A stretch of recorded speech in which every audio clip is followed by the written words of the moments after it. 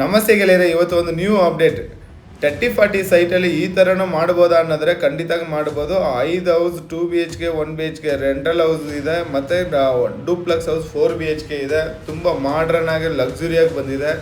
ಈ building full construction ಮಾಡಿ finishing ಮಾಡೋದಕ್ಕೆ 1 CR 20 lakhs ಆಗಿದೆ. ಆದರೆ ಇನ್ ಹ್ಯಾಂಡ್ ಬರ್ತಾ ಇರೋದು 70,000. ಈ ಲಕ್ಸುರಿ ಹೌಸ್ನ ಮಾಡಿರೋದು ಯಾವ ಥರ ಬಂದಿದೆ ಅನ್ನೋದು ಈ ಫುಲ್ ವಿಡಿಯೋನ ಸ್ಪ್ಲಿಟ್ ಮಾಡಿದ್ದೀರಾ ನೋಡಿ. ಯಾಕಂದರೆ ಇದರಲ್ಲಿ ಮಿಸ್ ಮಾಡ್ಕೊಂಡ್ರೆ ನೀವು ಮಿಸ್ ಮಾಡ್ಕೊಳ್ತೀರಾ. ಇಂಥ ಅಪ್ಡೇಟ್ಗಾಗಿ ಗ್ರ್ಯಾಂಡ್ ಜೊತೆ ಕನೆಕ್ಷನ್ ಬಿಡಿ. ಓಕೆ, ಥ್ಯಾಂಕ್ ಯು, ಬಾಯ್. ನಮಸ್ತೆ ಗೆಳೆಯರೆ, ಇದೊಂದು ನ್ಯೂ ಅಪ್ಡೇಟ್.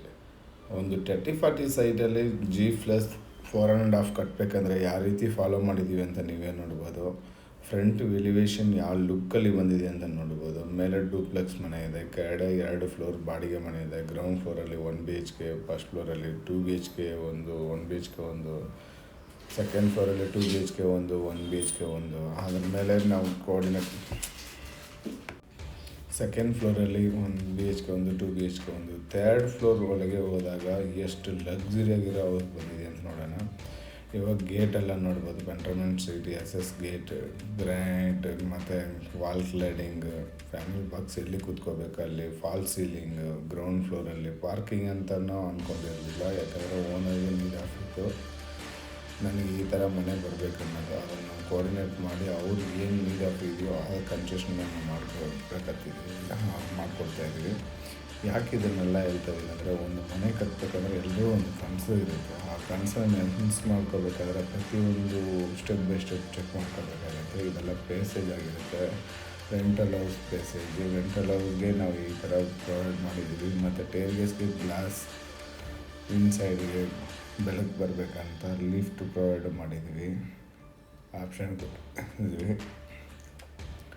ಇವಾಗ ನೀವು ನೋಡ್ಬೋದು. ನೆಕ್ಸ್ಟ್ ಬರೋದೆಲ್ಲ ಓನರ್ ಹೌಸು ಟೀಕುಡ್ ವಿಂಡೋ ಬಂದಿದೆ.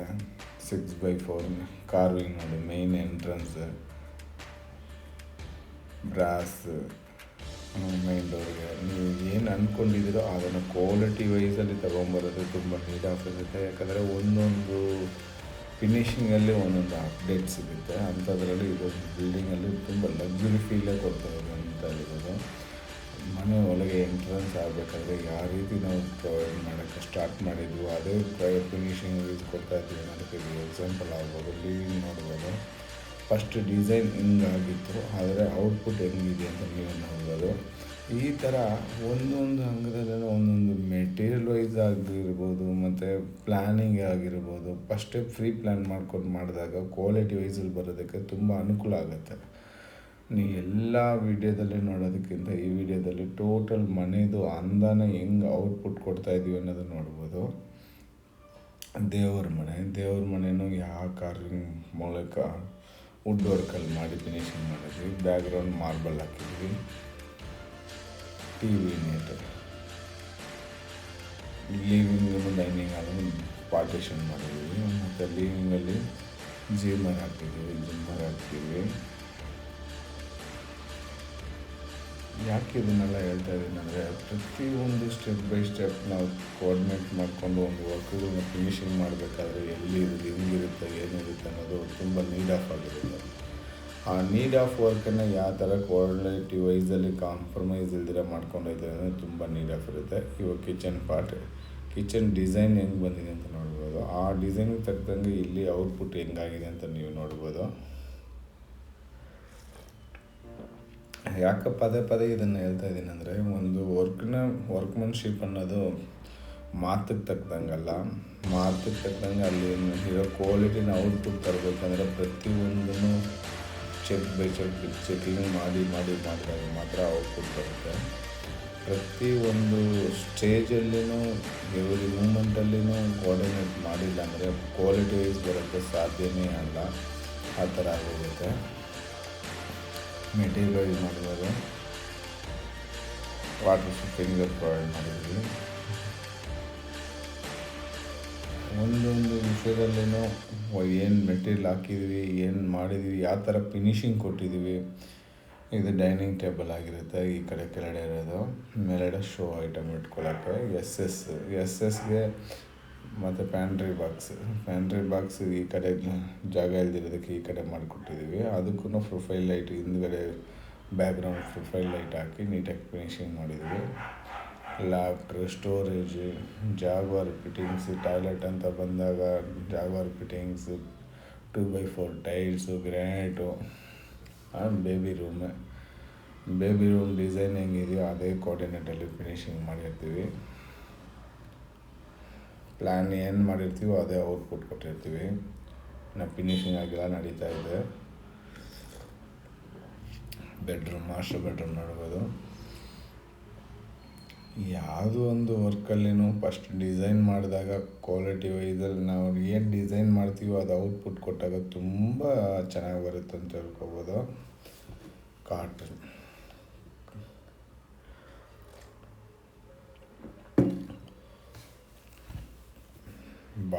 ಬಾಲ್ಕನಿನೂ ನೋಡ್ಬೋದು. ಮಾಸ್ಟರ್ ಬೆಡ್ರೂಮ್ ಟಾಯ್ಲೆಟ್ಗೆ single mode commode plus tank